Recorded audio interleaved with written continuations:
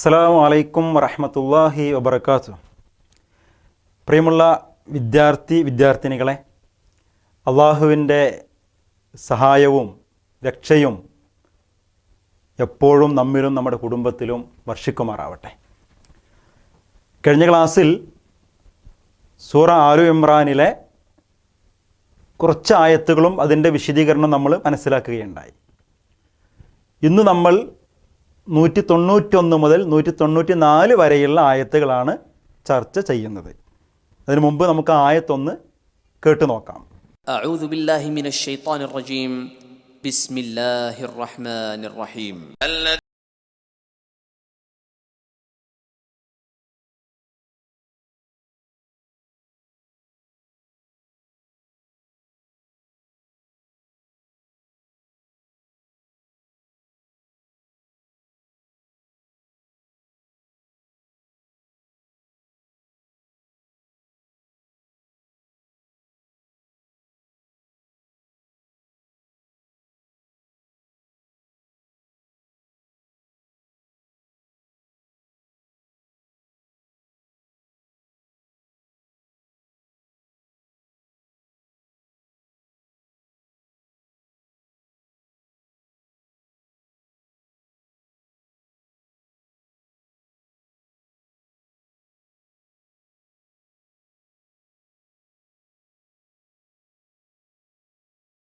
നല്ലപോലെ കേട്ടിട്ടുണ്ടാവും അല്ലേ?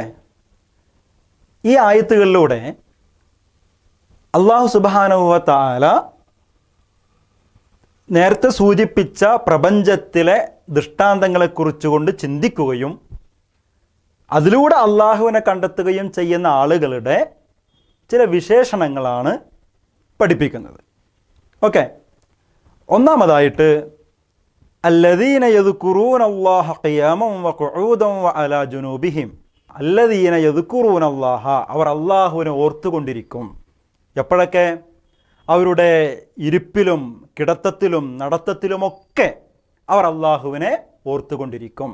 അപ്പോൾ പ്രപഞ്ചത്തെക്കുറിച്ചും പ്രപഞ്ചത്തിലെ ഈ സൃഷ്ടി വൈഭവങ്ങളെക്കുറിച്ചുമൊക്കെ ചിന്തിക്കുന്ന ആളുകളുടെ ഒന്നാമത്തെ ഗുണം എന്താണ്?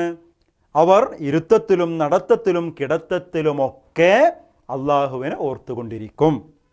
രണ്ട് കാര്യങ്ങൾ കൂടി അവിടെ ഒന്ന് ചേർത്ത് വായിക്കണം നമ്മൾ. എങ്ങനെയൊക്കെ അള്ളാഹുവിനെ ഓർക്കുക? അള്ളാഹുവിനെ ഓർക്കുക എങ്ങനെയൊക്കെയാണ്? വളരെ ചുരുക്കി പറഞ്ഞാൽ രണ്ട് വിധത്തിൽ നമുക്കത് മനസ്സിലാക്കാം. ഒന്ന്, എപ്പോഴും അവർ നാവ് കൊണ്ട് അള്ളാഹുവിനെ സ്മരിച്ചുകൊണ്ടേയിരിക്കും. നാവ് കൊണ്ട് എപ്പോഴും അള്ളാഹിനെ സ്മരിച്ചുകൊണ്ടിരിക്കും. അതിന് തടസ്സമൊന്നുമില്ലല്ലോ. നമ്മൾ ജീവിതത്തിൻ്റെ ഭാഗമാക്കണം എന്നുകൂടി ഞാൻ നിങ്ങളെയൊക്കെ ഓർമ്മപ്പെടുത്തുകയാണ് കേട്ടോ. നാവ് കൊണ്ട് എപ്പോഴും അള്ളാഹിനെ സ്മരിച്ചുകൊണ്ടിരിക്കുക, ദിക്ർ ചൊല്ലിക്കൊണ്ടിരിക്കുക. മനസ്സിലാകുന്നുണ്ടോ? അപ്പോൾ അവർ എപ്പോഴും അങ്ങനെ അള്ളാഹുവിനെ സ്മരിച്ചുകൊണ്ടിരിക്കും, നാവുകൾ കൊണ്ട് ദിക്ർ ചൊല്ലിക്കൊണ്ടിരിക്കും.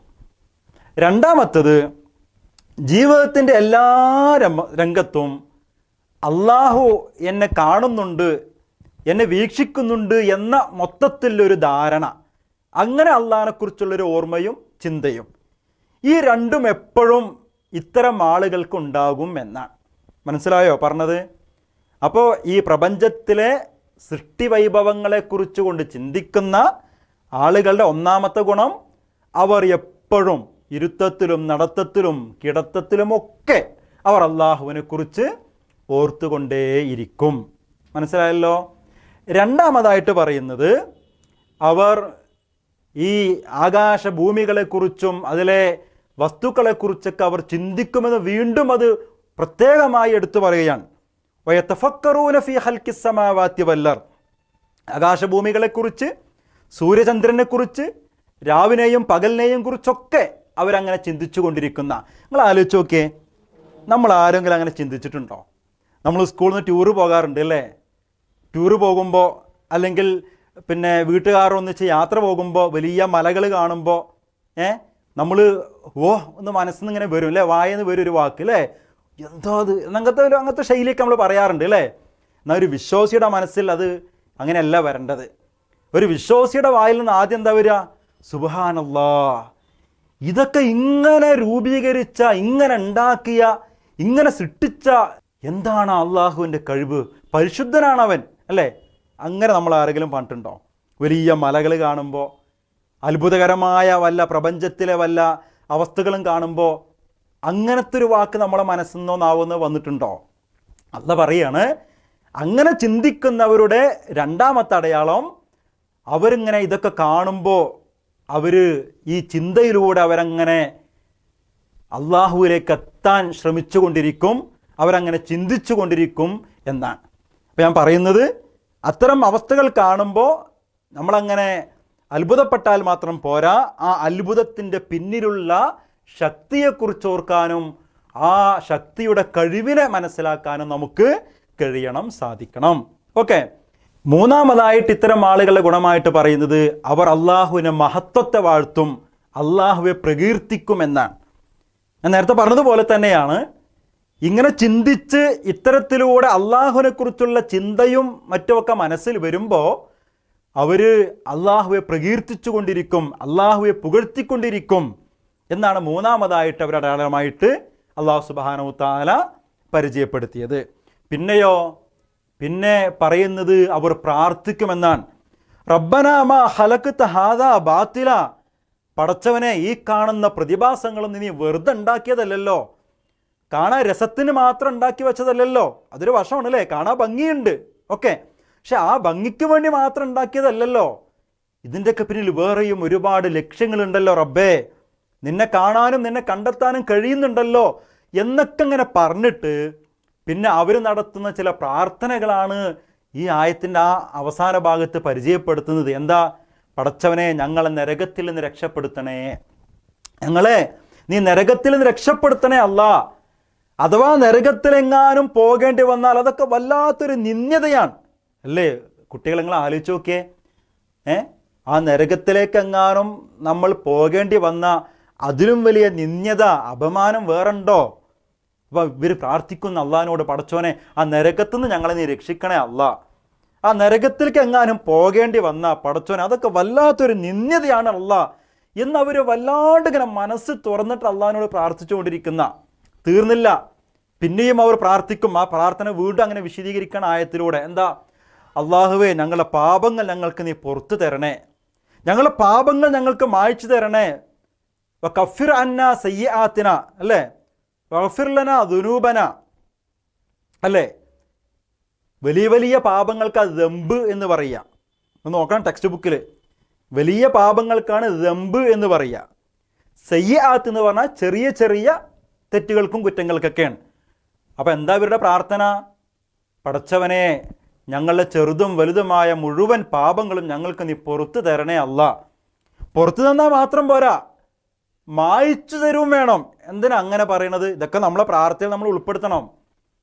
പടച്ചോനെ ഞങ്ങളുടെ തെറ്റുകൾ ഞങ്ങൾക്ക് നീ പുറത്തു തന്നാൽ മാത്രം പോരാ. ശരി, പുറത്തു തന്നു, ശരി, പോരാ, പിന്നെ ആ തെറ്റിനെ നീ പൂർണ്ണമായിട്ടും മായ്ച്ചു കളയണേ അല്ലാ. നാളെ മറ്റന്നാൾ വീണ്ടും അത് നോക്കി ഞങ്ങളെ പിടിക്കുന്നൊരവസ്ഥ ഉണ്ടാകാൻ പാടില്ല. അതുകൊണ്ട് പുറത്തു തരികയും ഞങ്ങൾ ചെയ്ത തെറ്റുകളൊക്കെ മായ്ച്ചു കളഞ്ഞു തരികയും ചെയ്യണം റബ്ബേ എന്ന വല്ലാത്തൊരു പ്രാർത്ഥനയാണ് കുട്ടികളെ അതിലൂടെ അത്തരം ആളുകൾ അള്ളാഹിനോട് പറയണത്. പിന്നെയോ, ഞങ്ങൾ നീ മുസ്ലിമായി മരിപ്പിക്കണേ. മുസ്ലിമായി ജീവിച്ചാൽ മാത്രം പോരാ, മുസ്ലിമായി ജനിച്ചാലും പോരാ, പിന്നെ മരിക്കുമ്പോൾ മുസ്ലിമായി മരിക്കണം. അതൊക്കെ ഒരു ഭാഗ്യമാണ്. അള്ളാഹിനോട് നമ്മൾ അങ്ങനെ പ്രാർത്ഥിക്കാൻ നമുക്ക് കഴിയണം, അല്ലേ? മുസ്ലിമായി മരിക്കാൻ കഴിയണം, മുസ്ലിമായ അവസ്ഥയിൽ ജീവിച്ചു കൊണ്ടിരിക്കുമ്പോൾ മരിക്കാൻ കഴിയണം. മനസ്സിലാകുന്നുണ്ടോ?